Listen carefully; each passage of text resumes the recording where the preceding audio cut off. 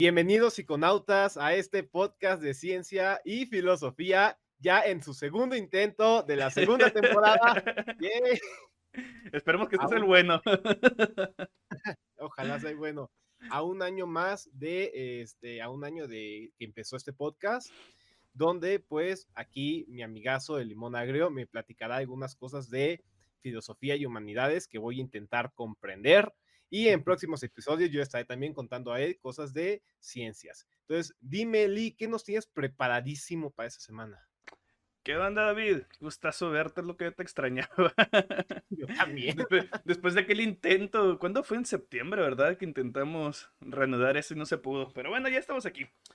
Mira, ¿de qué vamos a hablar hoy? Pues de lo que está hablando todo el mundo, David. Al otro lado del globo hay ahí un par de países dándose la madre.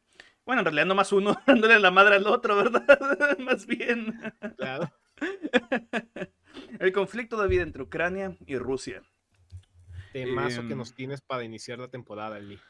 sí, no, pues tenemos que hablar de esto, ¿no? Es la historia escribiéndose paso por paso, palabra por palabra en este momento.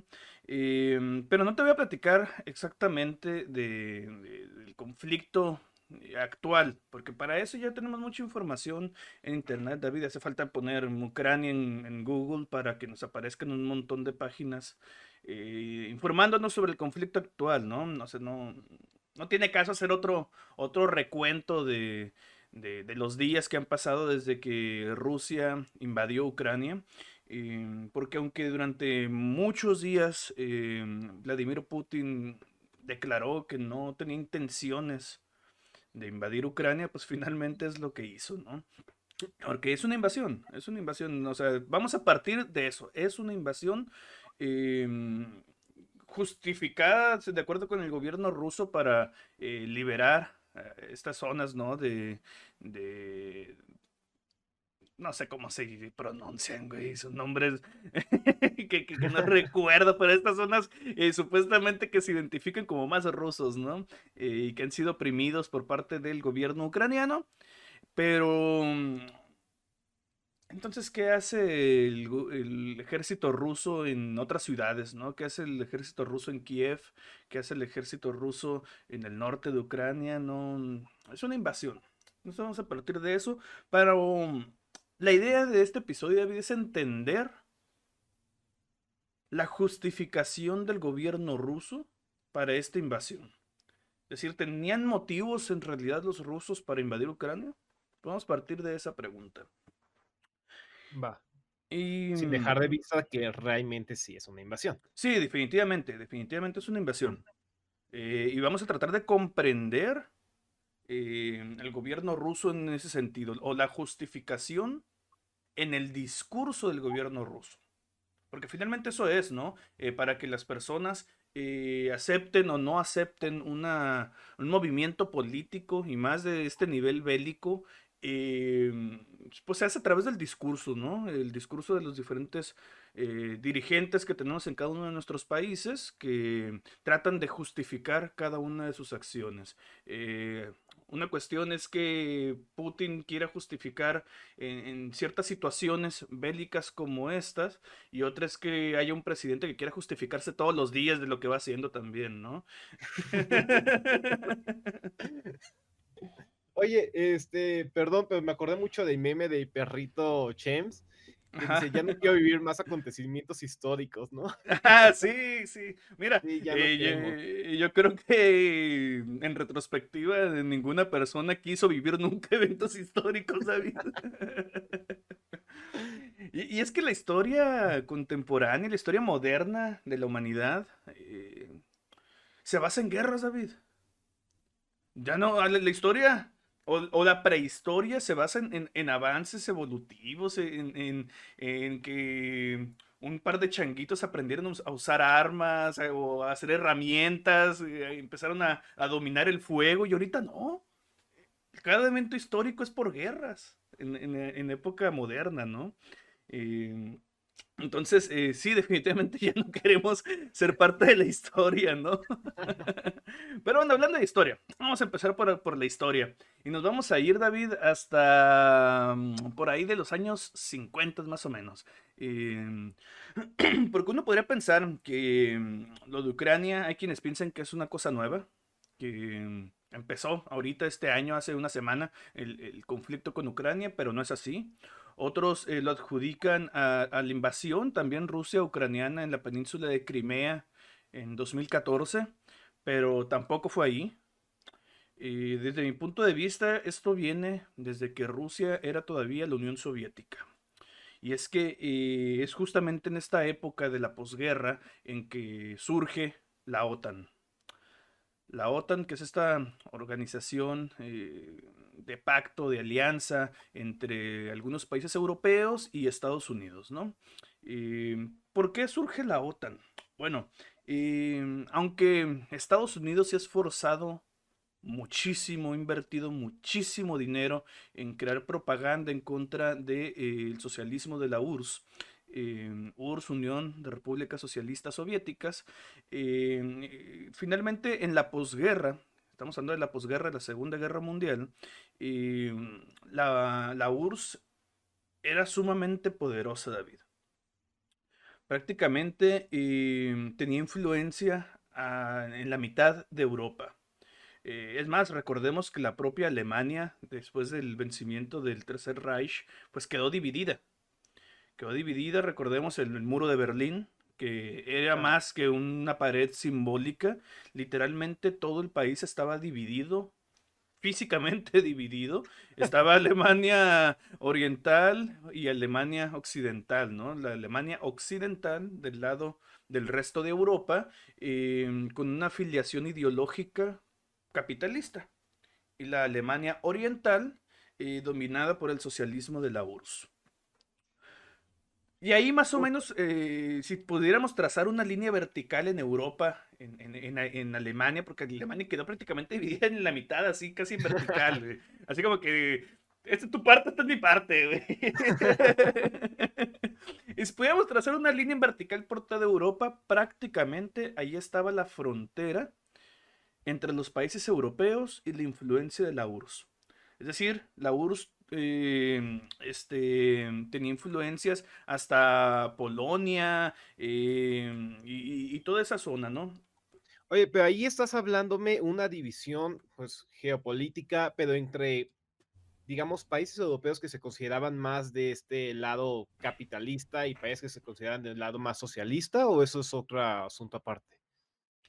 Em, un poco de ambas, está medio revuelto ahí. Ujú. Definitivamente, David, el mundo entero estaba dividido en esa época, ¿no? Pero estamos Sí. hablando ahorita de divisiones geopolíticas, o sea, de Pero cuestiones. es que yo estaré un poco tarado, entonces corrígeme si me equivoco, pero no sé, cuando a mí me hablan de la Segunda Guerra Mundial, de los nazis, de todo eso, yo no escucho mucho pelea entre socialismo y capitalismo, eso yo lo escucho No, hasta no, la no. Guerra Ujú. Fría. Entonces yo no entiendo cómo después de derrotar a los nazis, porque aparte eran aliados, ¿no? O sea, supuestamente los países de Sí. Europa occidental, Estados Unidos y Rusia, todos eran amiguitos desde la tonta perspectiva, o simplista perspectiva que tengo de la Segunda Guerra Mundial, derrotan a los nazis y me imaginaría yo, ok, derrotamos a los nazis, yay, amiguitos todos. Pero de repente, en cuanto termina la guerra, está esta división tan marcada de la que me hablas. Ujú. Y eso es lo que a mí me saca mucho de onda, lo que no alcanzo a comprender.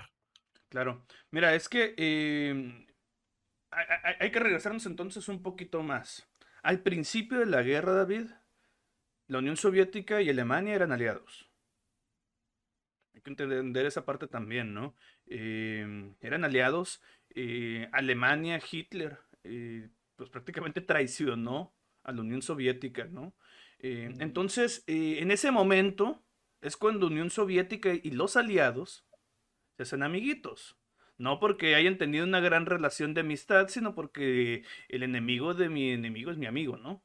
Claro.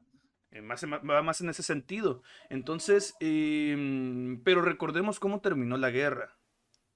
La guerra no terminó con las bombas cayendo en Japón. Eso fue una muestra de poderío de Estados Unidos, por supuesto, pero la guerra terminó con la caída de Hitler. Y la caída de Hitler no fue por Estados Unidos, fue por el Ejército Rojo de la Unión Soviética. Muchos memes se han hecho, ¿no? De que Hitler, así como Napoleón, quisieron invadir en invierno y pues fallaron. Pues no fue el invierno, David, fue el Ejército Rojo. El ejército soviético era muy poderoso también. Y en una batalla que a lo mejor luego les hablamos de esa batalla porque es un muy buen episodio en la historia justamente, que es la batalla de Stalingrado. Eh, Fue una batalla de las más sangrientas de la Segunda Guerra Mundial, David.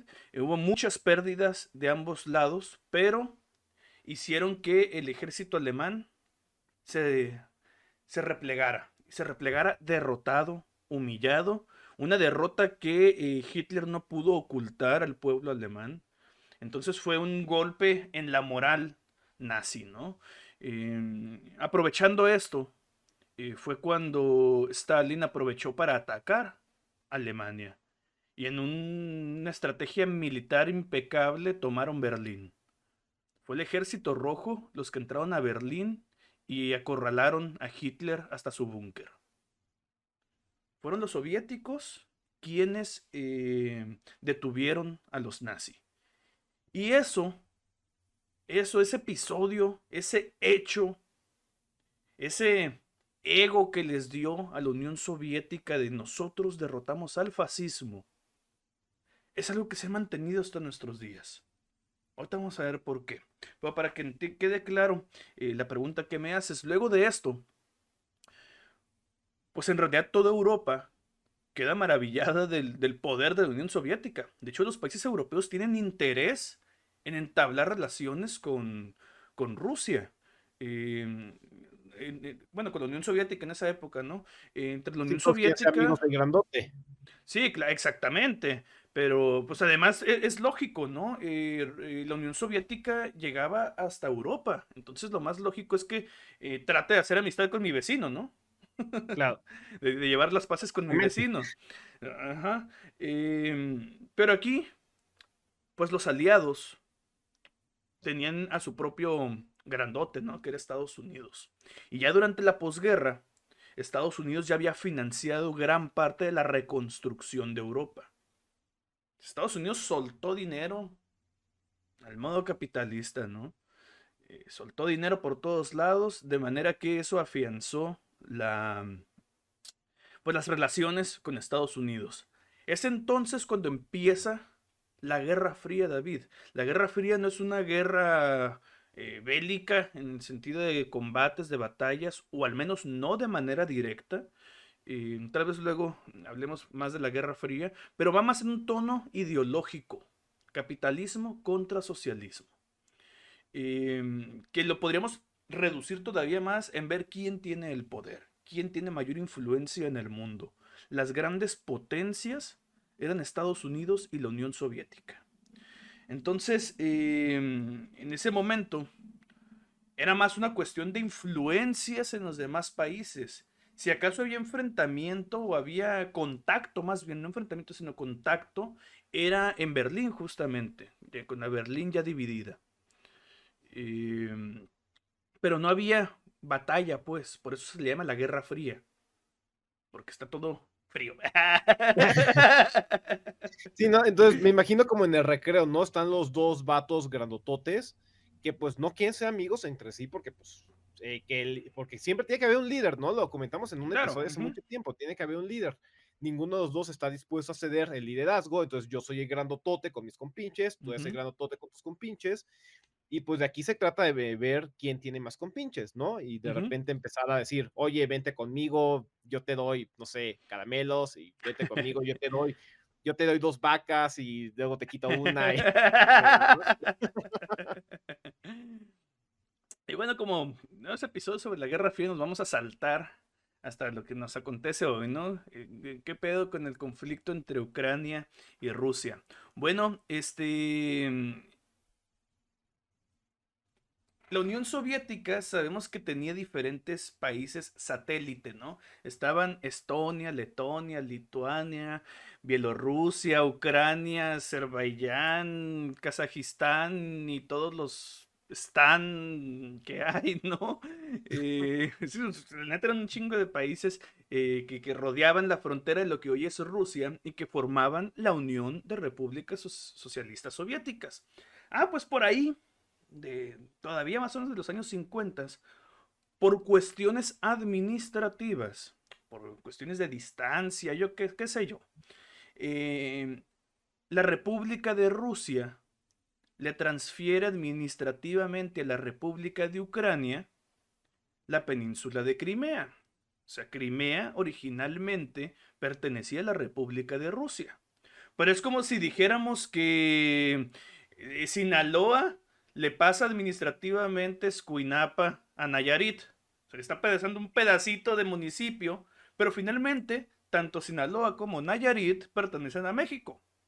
Claro.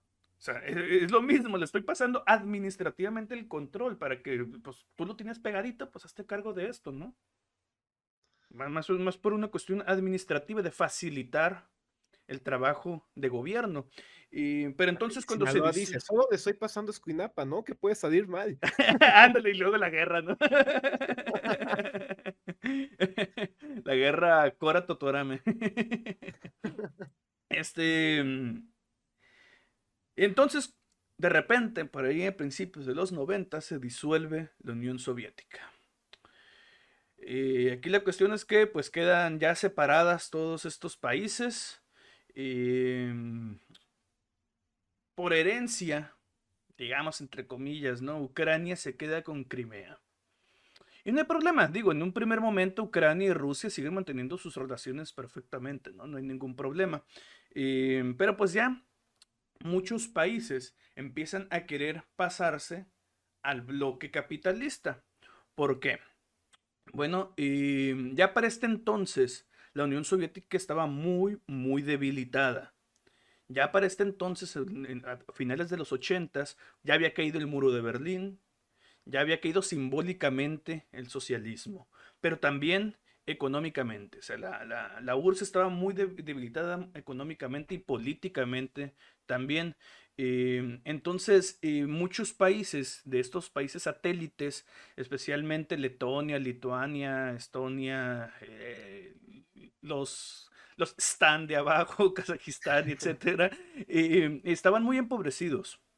Entonces, entre el Banco Mundial y el Fondo Monetario Internacional les dijeron, ahí te va una lana, ten, para que te puedas reconstruir, pero con la condición de que empieces a adoptar gobiernos liberales, o sea, del lado capitalista, pues. Esa es la condición del Fondo Monetario Internacional y el Banco Mundial, ¿no? Son instituciones mundiales que hay económicas. Entonces, muchos de los países que están en la frontera con Rusia se empiezan a voltear con el bloque capitalista. Y es entonces cuando la OTAN puede empezar a expandirse. Casi de inmediato, Estonia, Letonia y Lituania se anexan a la OTAN, quedando en frontera con Rusia. Y de esto pasó de principios de los 90, el 90, 91 más o menos. Y del 91 al 2020, la OTAN fue recorriéndose, acercándose a las fronteras con Rusia, tanto por la parte del norte como por la parte del Mediterráneo, quedando finalmente Bielorrusia y Ucrania. Ya nos estamos Como únicos acercando. aliados del bloque socialista. Aliados, Bielorrusia sí, es aliada de Rusia. Ucrania ya tiene bastantes años queriendo anexarse a la OTAN, pero es donde entra entonces el conflicto actual, ¿no? ¿Por qué Putin o el gobierno ruso no quiere que Ucrania se anexe a la OTAN?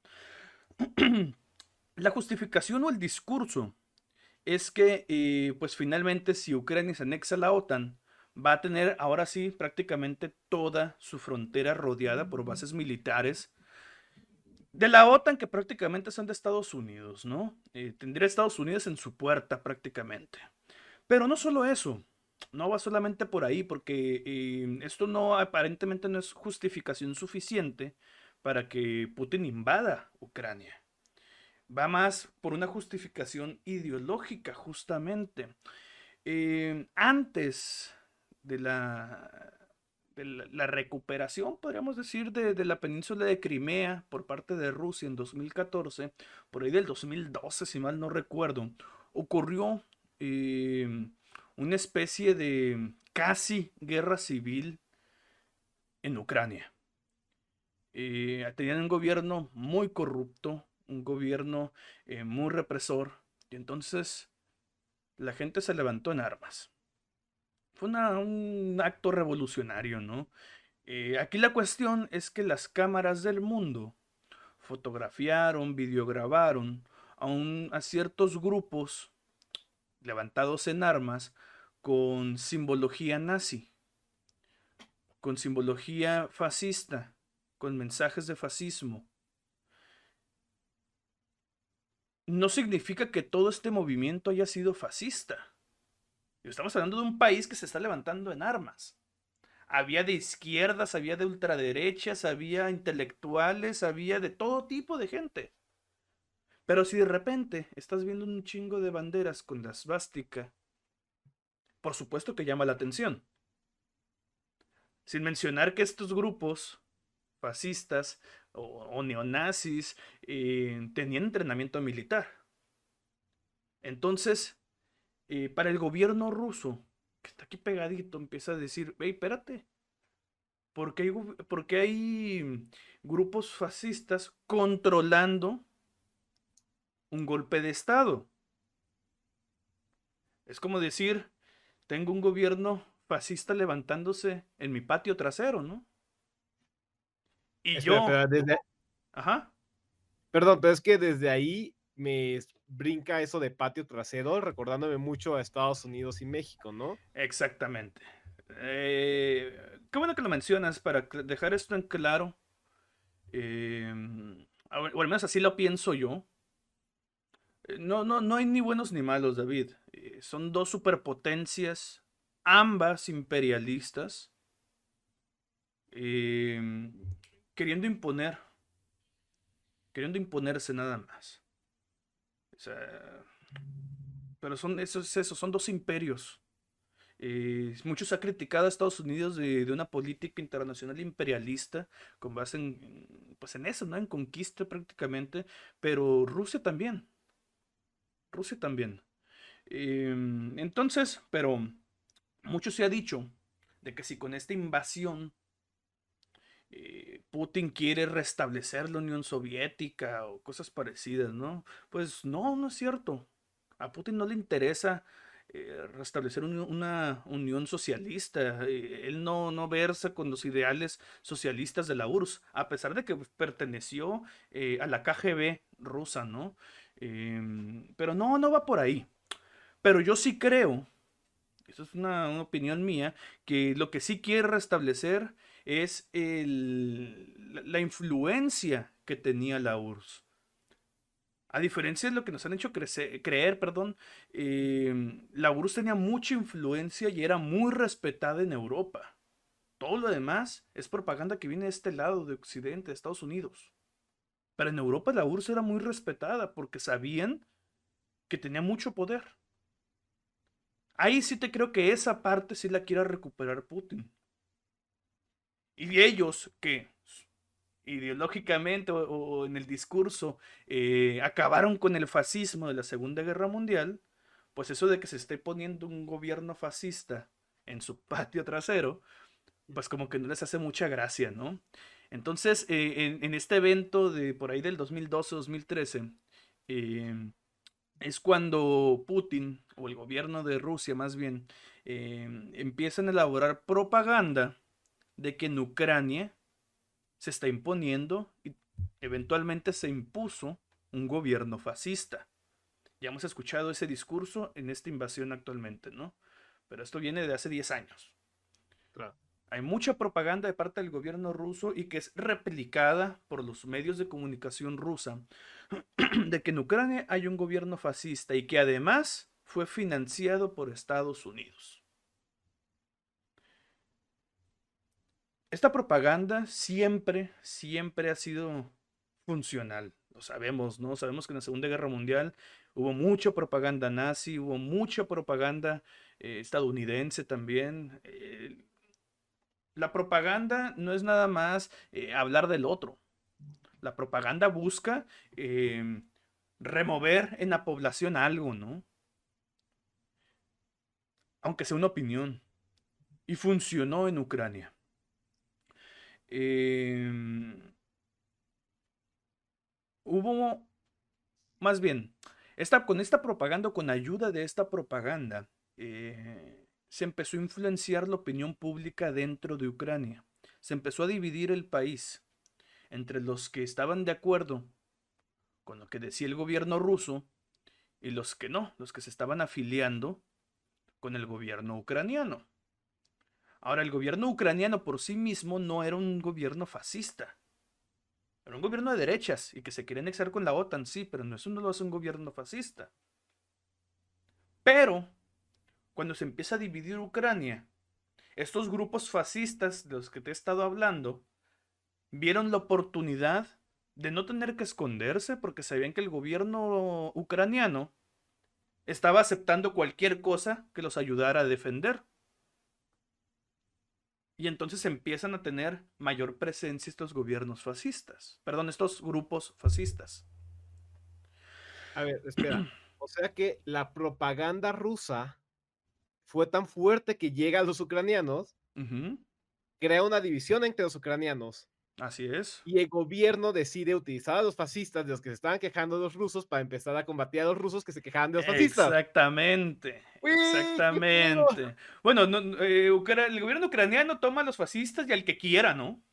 Claro, sí, Agarra sí, no, parejo, agarra parejo. Pero ¿qué es lo que hace esto? Confirmar ante la propaganda rusa que esto está sucediendo.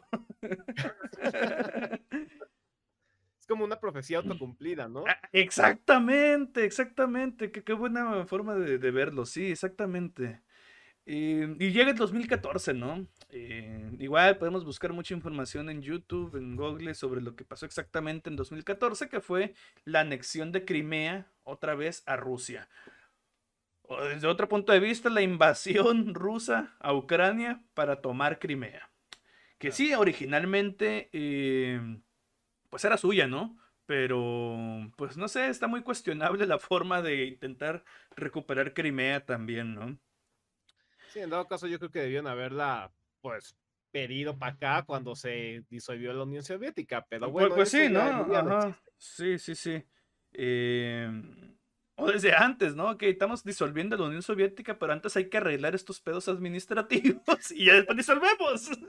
Sí, no que vamos a esperarnos unos 50 años y nos matamos entre nosotros por ella, ¿no?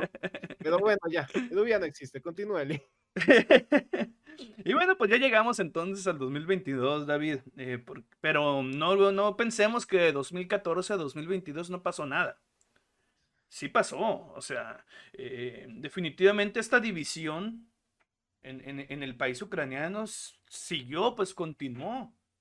Y entonces, al ver los ciudadanos ucranianos que estaban del lado de Rusia, eh, que ya había grupos fascistas, digamos, oficializados por el gobierno, empezaron a tomar sus armas también.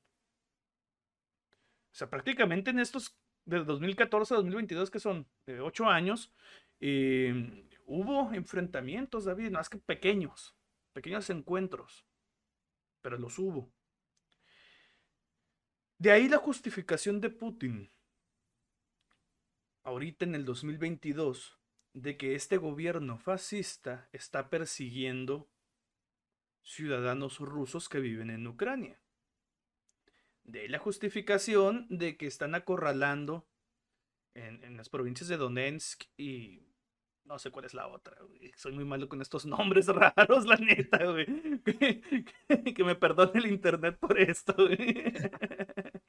Pero sí, ¿no? Eh, Ahí de la región de Donetsk que se habla mucho actualmente, ¿no? sí, sí, sí. Hace falta hacer una búsqueda rápida en Google para ubicar bien esto donde, ¿no? Y entonces así comienzan los discursos de guerra, ¿no?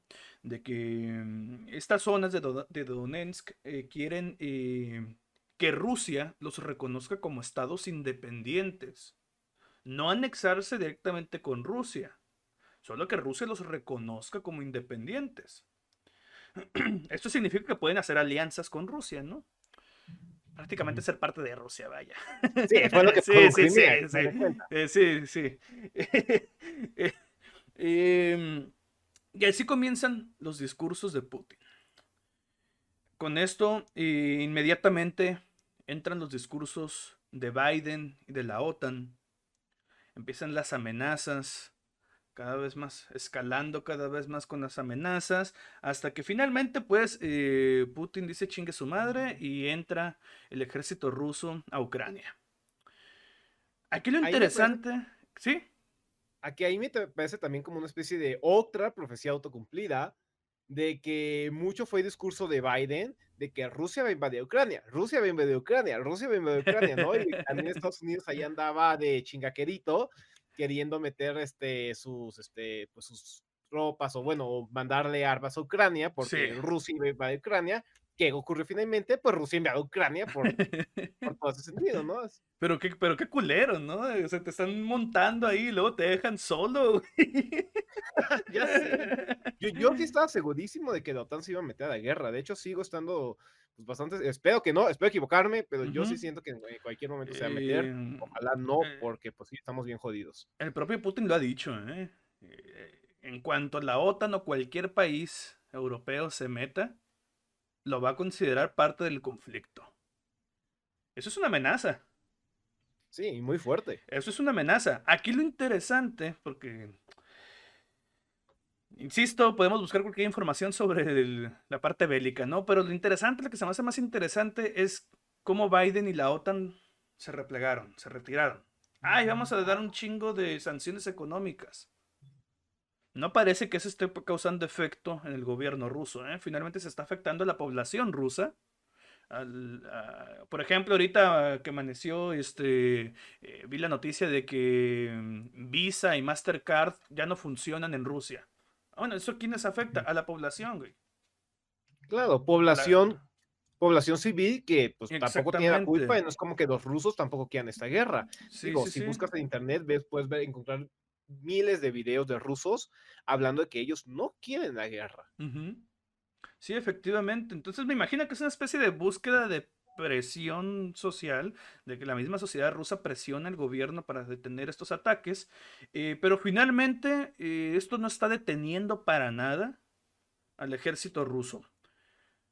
Y aquí lo interesante, lo que me parece más interesante es que hay todavía más lejos otro país, David, con una historia bastante interesante y también es señalado por Occidente como autoritarios, como bélicos, como asesinos.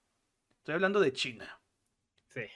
Estoy hablando de China. Está bastante chido de China. Voy a armar un episodio de China. Creo que vale la pena entender qué onda con China, especialmente porque desde mi punto de vista, desde mi interpretación de todo lo que está pasando en estas últimas 2 semanas, China acaba de posicionarse, David, desde mi punto de vista, como el líder del mundo. Mientras tenemos a Rusia, el bloque ruso, por ahí, el bloque occidental, eh, pues anda ahí de peleonero, ¿no? Eh, abusando de Ucrania. Pues la OTAN, Estados Unidos, que se suponía que eran el que le podía hacer frente a Rusia, pues hicieron para atrás. Están dejando a Rusia hacer lo que quiera prácticamente con, sí, con estas sanciones económicas, pero finalmente Rusia está acostumbrada a las sanciones económicas desde que era la Unión Soviética y eso no los ha detenido. No. Eso no los ha detenido de ser potencia. ¿Y qué pasó con China? ¿Qué hace China? Bueno, el presidente Xi Jinping de China, eh, para empezar, fue el que convenció a Vladimir Putin de que entrara en diálogos con Zelensky, el presidente de Ucrania. O sea, hemos visto las noticias de que entre Ucrania y Rusia están intentando llegar a algún acuerdo, que hasta ahorita no ha funcionado porque han continuado de repente los ataques, pero finalmente fue China quien propició el diálogo, algo que ningún país de Europa ni Estados Unidos pudo lograr. La otra está intentando influenciar China en Estados Unidos para que retire las sanciones económicas. No porque esté de acuerdo con lo que está haciendo Rusia, sino porque China entiende que este tipo de acciones lo que van a hacer es más la escalada bélica de Rusia.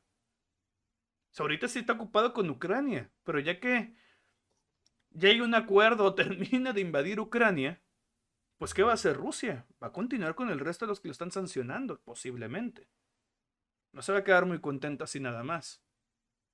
Entonces China está llegando como árbitro, como conciliador, como diplomático y de manera muy simbólica le dijo a Putin y a Biden, a los dos, cada uno por su lado, ¿no? Déjense de pensar que esto es la Guerra Fría. Es un pensamiento chino que ya nos está poniendo ahorita en el aquí y ahora, güey. La Guerra Güey, Fría es ya que pasó. me imagino a Confucio acá escribiendo los Ajá. acuerdos de paz, o sea, acá. Está rifando, está rifando. Y digo, definitivamente no es una guerra fría como tal, ¿no? Porque yo te decía hace rato, la Guerra Fría era una guerra ideológica, capitalismo contra socialismo, pero ahorita no es ideológico. Ahorita no es ideológico porque ahorita es capitalismo uno y capitalismo 2. Hay mucha gente creyendo que Rusia ahorita es la heredera ideológica de la Unión Soviética, pero no es así. Es un bloque capitalista occidental contra el bloque capitalista ruso. Y un chingo de intereses bélicos y de gente haciéndose rica con la guerra también. ¿Por qué digo esto? Bueno, ¿cuántos países no ya donaron armas a Ucrania, no? Suponiendo que Ucrania y Rusia lleguen a un acuerdo, todo este armamento, David, no va a ser gratis.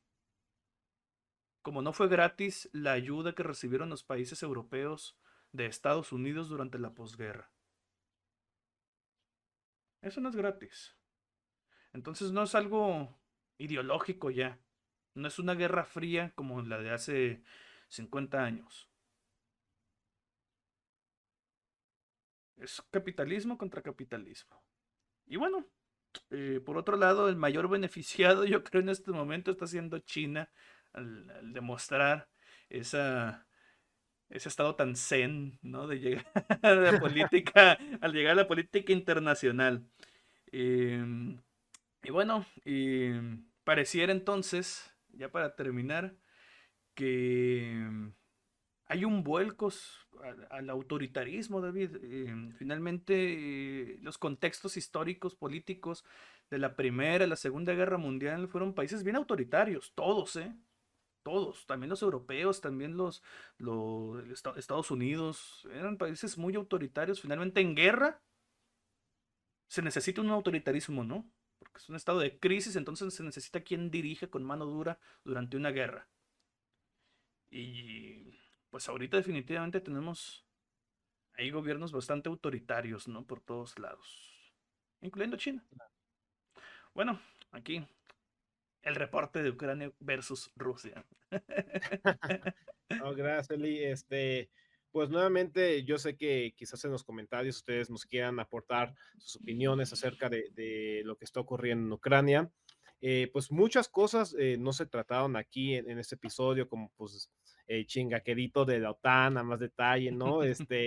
Y muchos otros detalles, pero pues como dijo Eli, ¿no? No querías hablar de cosas que ya se hablan en muchos otros lugares, para eso pues ya hay muchas otras fuentes de información, pero pues lo importante es lo siguiente, infórmense, es una guerra Claro, mediática también, ¿no?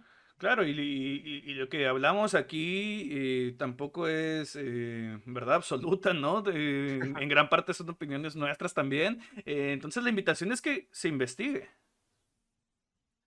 No, que se investigue, que no se dejen llevar por guerras mediáticas y además, sobre todo lo más importante, ¿no? Hacer la paz, no la guerra. O sea, Claro.